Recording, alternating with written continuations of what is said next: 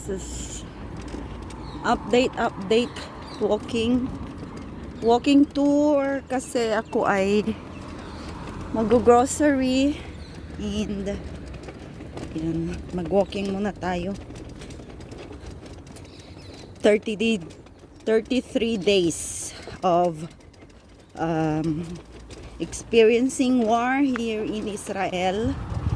And I'm happy na medyo tahimik naman dito sa place ko, guys. So this is Migdal-Emek, Israel. And I'm updating you guys. This is 3 p.m. in the afternoon. And try kong mag-walking tour na parang normal lang ang Israel. Parang pero normal life dito. Very normal naman yung place namin, guys. So okay lang kami as usual. Doon sa bandang south medyo pangit talaga yung situation, but the place sa amin is okay. Ayan, mag-walking tour ako. Punta ako doon sa Yad Sarah. Meron doon na binibigay ng mga libreng fruits and vegetables. Baka may maabutan pa ako. Sayang. And hello, guys. Good afternoon in Israel. Good evening in the Philippines. And updating you guys. Nakapag-walking tour. Once a week lang akong makalabas. Going to the grocery. Actually, dapat bukas ako. Kahapon ako nag-grocery. Pero may gumawa ng bahay. May pumunta na plumber. So ngayon ako nakalabas ulit. And this is Hativat Golani. Hinikot ko lang. Papunta ako doon sa Yad Sarah. Sana open pa yung libreng gulay. Makakuha tayo ng libreng gulay. Sayang din. Yan. Feeling normal ang place ko. At mabilisan lang ang labasan. After punta ng Yad Sarah, punta ng grocery, bibili ng kung anong kailangan na dapat na mabibili, no? So mabilisan. Bless me, Lord, sa paglalakad. At sana walang sirena. Charot.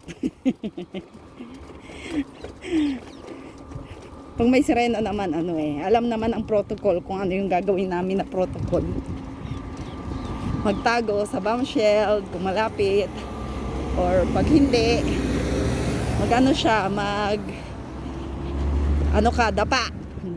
dadapa ka and punta ka sa isang gilid na nakatago sa isang pader, parang ganyan.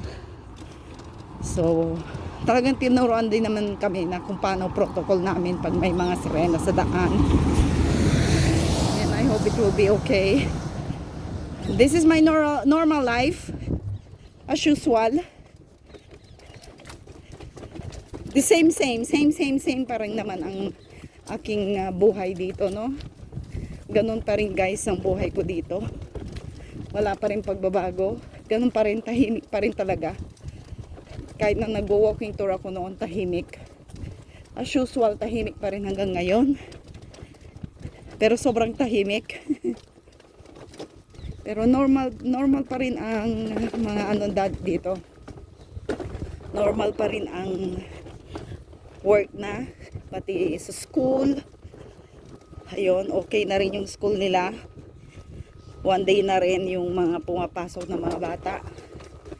So wala na rin takot yung mga tao kasi sanayan lang. Sanay lang tayo. Pag hindi ka rin sanay, nung unang nagka-sirena dito, ako ay natakot talaga. Napaiyak sa takot. Charot. Talaga umiyak ako sa takot, guys. Hindi ganun kadali makarinig ng sirena kasi pag sinabing sirena is may paparating na rockets or bomba sa isang place. Pero tumawag ako kagabi sa aking kaibigan And sa bandang Kirayot, Haifa, meron daw Serena, and the rockets came from from Lebanon. Ayan, so ang Lebanon medyo nakikisali din. Ang tinatawag nila na terrorist is yung Hezbollah. And sana Lord touch their heart. Yan lagi ang dasal ko na medyo mag-okay na rin yung puso nila, lumambot yung puso nila, pareho kung ano man yung pinaglalaban nila sa kanilang bansa, sa kanilang teritoryo, matapos na at medyo tumahimik na rin tayo at maging masaya, bumalik ang dating buhay ng mga caregiver, nakaka-day off, nakaka-walking tour ako kahit dito lang sa iba't ibang streets dito sa Migdalemek. Okay na ako. So as of now, wala namang jet plane, walang mga airstrike, pero at Gaza, sa may Gaza area, pumasok na ang mga military, and sad to say, there's so many IDF soldiers died already, guys. Binuwis ang kanilang mga buhay para ipagtanggol ang Israel din. And talagang parang nakasulat na sa kanilang buhay yan, guys.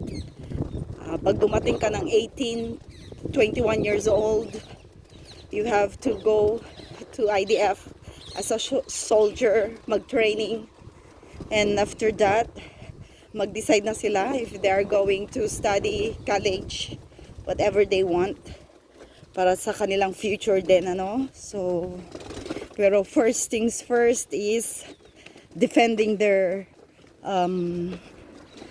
they're going to defend their country, Israel. So, ganun talaga. Talaga sa kanilang buhay ang maging isang hero dito sa Israel. And we are very proud of them. Even though I'm just a foreign worker here, I'm just a caregiver here.